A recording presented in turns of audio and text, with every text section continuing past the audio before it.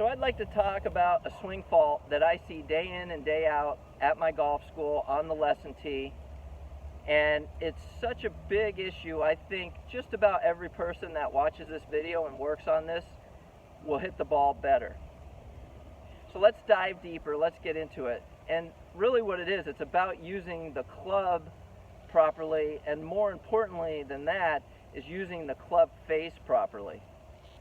So what I see day in and day out is I see these people who get the club face open on the backswing, open at the top of their golf swing, and now this is the big one. This is where I really see it break down. They open it even more on the downswing.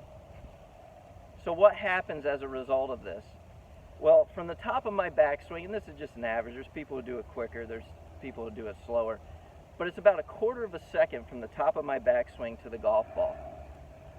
And when that club face is that open halfway down in my downswing, I have 1/8 of a second to square that club face from halfway down to the golf ball. So what do I see?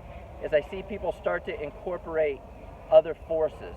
And what do I mean by that? Is they start to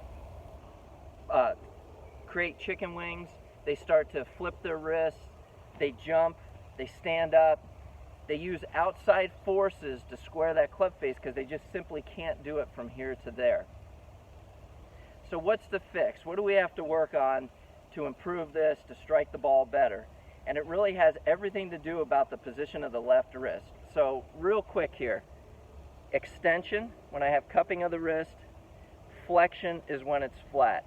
Flexion would be John Rahm, Dustin Johnson at the top of their backswing. When I do that, I put the club face in a much stronger position.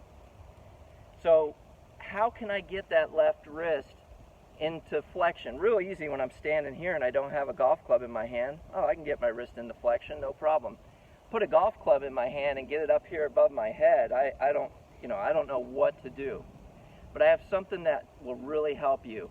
I don't have a Frisbee, but I have one of these little cones that I use at my golf school.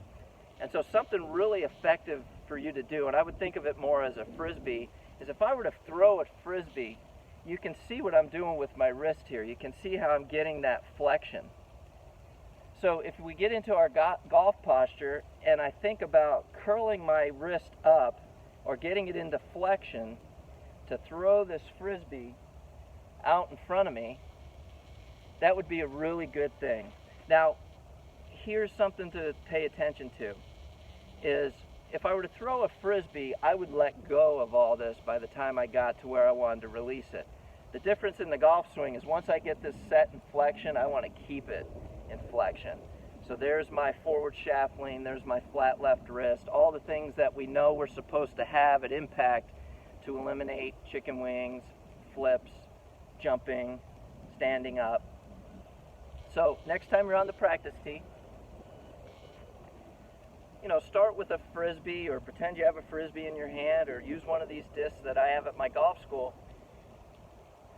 But get the club in your hand, and you could do it left hand only, and start to get that same feel of that Frisbee and then holding it into impact. And when you can do it with one hand, put both hands on there, create that same position.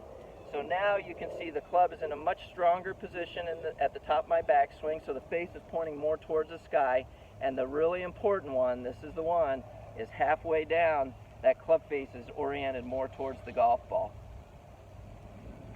If you have any questions, you can reach me at mark@durlandgolf.com or on Twitter @durlandgolf. Thanks for watching.